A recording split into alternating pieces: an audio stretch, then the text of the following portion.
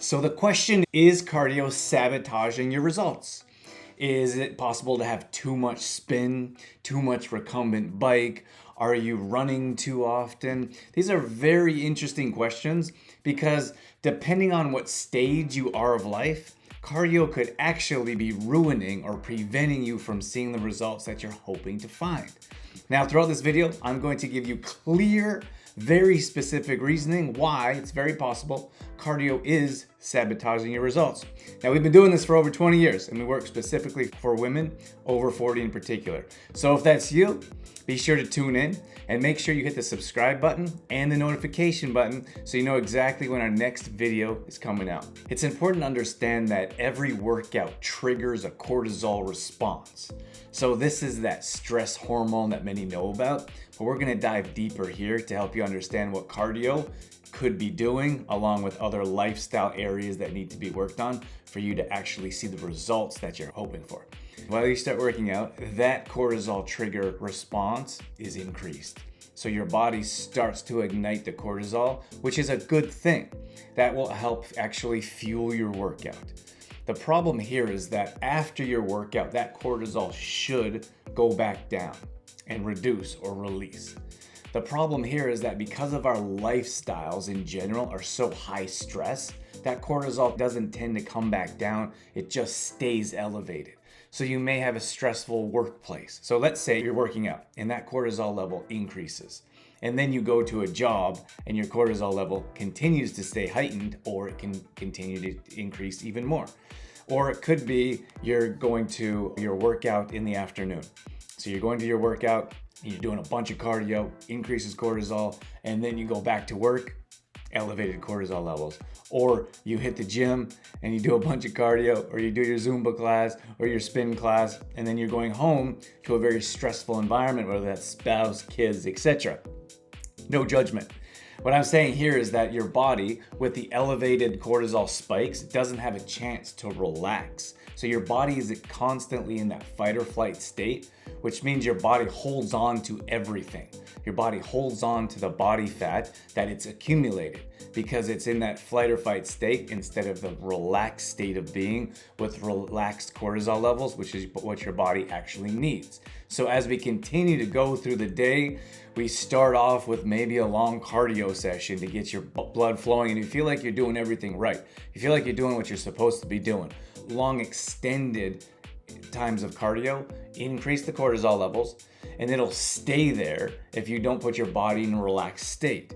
I'll get into some of these tips later on, but when we deep breathing, relaxing your nervous system, making sure that you're going from a heightened state of stress, given the cortisol levels, to a reduced state of stress after that workout, so we don't stay continually heightened. So if you have chronic elevated stress levels, what could be happening is you're not getting proper sleep, or you could be falling asleep, but it's not a deep sleep, or you may be having trouble falling asleep. Your muscle mass doesn't get the ability to heal properly and grow and give you long, lean, strong muscles from the inside out. That muscle fiber and tissue just continually gets broken down. This can actually help spike your hunger hormones, which is one of the reasons that you're craving sugary processed food late into the evening, which is obviously detrimental to your health and another reason you're not seeing the results you're hoping for. And then lastly, what I previously mentioned is that your body actually holds on to that body fat. So our body is in that inflamed state of being. It's not releasing. So you continue to push and push. And then you think you should work harder and harder, or I should do longer cardio sessions or more intense cardio sessions. And all you're doing is causing more symptoms to arise to prevent you from seeing the results that you're hoping for. So let's talk about that hormone layer that you may not be aware of. During perimenopause, the decrease in estrogen causes your body to be more sensitive to cortisol levels. And the problem here is that when you used to do hours of cardio, or you used to do high intensity workouts, or you were doing boot camps and hanging your head over the garbage can after those workouts, you were actually seeing results. Given that you're in a different phase in life, around that menopausal state, 40 plus, etc. Could be a few years before, could be a few years after. Regardless, your workouts that used to work are no longer working anymore, and that's the reason why. So the good news, there's an answer. And the answer means that you are actually working out less. Crazy, right? You should get excited. So what we like to do is replace your cardio sessions with resistance training sessions. Now we see it all the time, especially when I grew up in the gym industry or the gym world, is that women would always go to the cardio section and never the resistance training section. So what I'd like you to consider is, instead of doing so much cardio, exchange some of those cardio sessions with resistance training sessions. Now that's not to say you should never do cardio, or if you go out for a light jog or for a walk that's going to be detrimental to your health. That's not what I'm saying. I'm saying is the long elevated cardio sessions are actually detrimental to your health. Not only are you working against your hormones when you're doing long extended cardio sessions, but you have to consider sarcopenia as well. So this is naturally your body loses muscle mass. When you're overextending your cardio, you expedite the process of losing muscle mass. And on top of that, I'd imagine most people are working out fasted, which means you don't have any fuel going to your glycogen stores, so it's not burning body fat, it's burning muscle mass. This is all a very important concept, and why it's not so easy to say just work harder or just do more and you'll see more results. It doesn't work like that anymore, especially in this stage of life. So when I'm talking about resistance training, I'm talking about using your full body weight for exercises. So it could be weight bearing. There's nothing wrong with grabbing some dumbbells and adding them to your exercise repertoire or exercise regime. What you can do is do simple exercises at home. 30 minutes, 3 times a week, a combination of full body weight exercises from push-ups, sit-ups, squats, lunges, etc. I'm sure you've seen all of them. Maybe you've done them in the past. But my point here is that long past are the days where you need to do hours and hours of cardio to see results. And I would take that a step further.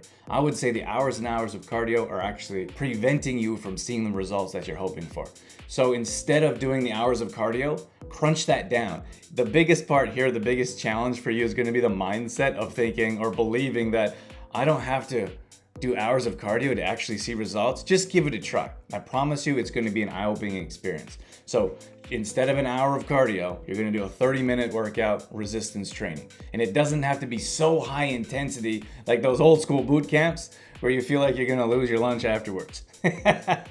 Okay, so simple movements in a controlled manner for you to see the results you're looking for. This is going to help with hormonal adaptations different than cardio. This is going to help increase your bone mass density. This is going to help fight against sarcopenia and actually help you build muscle. And it's actually going to save you time in your day so you have shorter, more efficient workouts without the hours of endless cardio. So to wrap this up, your body is not failing you.